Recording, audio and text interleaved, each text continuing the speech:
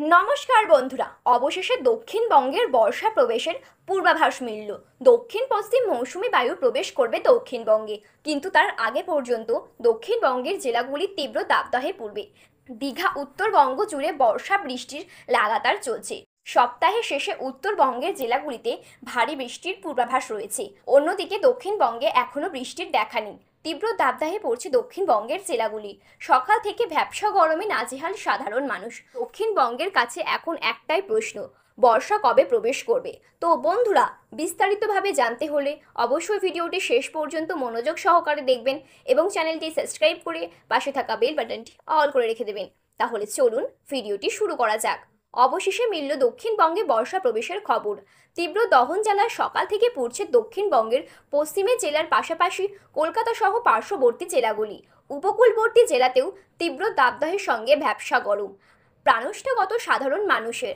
দক্ষিণবঙ্গ যখন দাবদাহে পড়ছে, উত্তরবঙ্গে তখন দক্ষিণ পশ্চিম মৌসুমি বায়ুর প্রভাবে লাগাতার ভারী বৃষ্টি চলছে। উত্তরবঙ্গের জেলাগুলিতে শনি ও রবিবার ভারী বৃষ্টির সতর্কতা জানিয়েছে হাওয়া অফিস।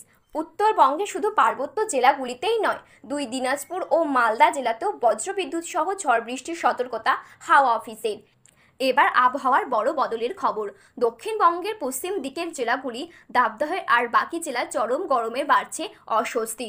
সোমবার দক্ষিণবঙ্গে ঝড় বৃষ্টির পরিমাণ বাড়তে পারে বলে অনুমান আবহাওয়াবিদদের। তবে বৃষ্টির খবর থাকলেও এখনও তাপমাত্রা কমবে না। বাঁকুড়া, বীরভূম ও পুরুলিয়া সহ দক্ষিণবঙ্গের জেলাগুলির তাপমাত্রা প্রতিদিন ঊর্ধ্বমুখী। উপকূলবর্তী জেলাতেও সকাল থেকে ভ্যাপসা গরম। সকাল থেকে দীঘা সহ পূর্ব মেদিনীপুর জেলা আকাশ আংশিক মেঘলা। ভ্যাপসা গরম। এদিন বিকেলের পর দীঘা সহ পূর্ব মেদিনীপুর জেলার বজ্রবিদ্যুৎ সহ ঝড় বৃষ্টির সম্ভাবনা রয়েছে। ঘন্টায় 30 থেকে 40 কিলোমিটার গতিবেগে বইতে পারে দমকা ঝড়ো হাওয়া। শেষ 24 ঘন্টায় দীঘার তাপমাত্রা ছিল সর্বোচ্চ 36.7 ডিগ্রি সেলসিয়াস এবং সর্বনিম্ন ছিল 27.9 ডিগ্রি সেলসিয়াস। আজ দীঘার তাপমাত্রা থাকবে সর্বোচ্চ 36.8 ডিগ্রি সেলসিয়াস এবং সর্বনিম্ন তাপমাত্রা থাকবে 29.7 ডিগ্রি সেলসিয়াস।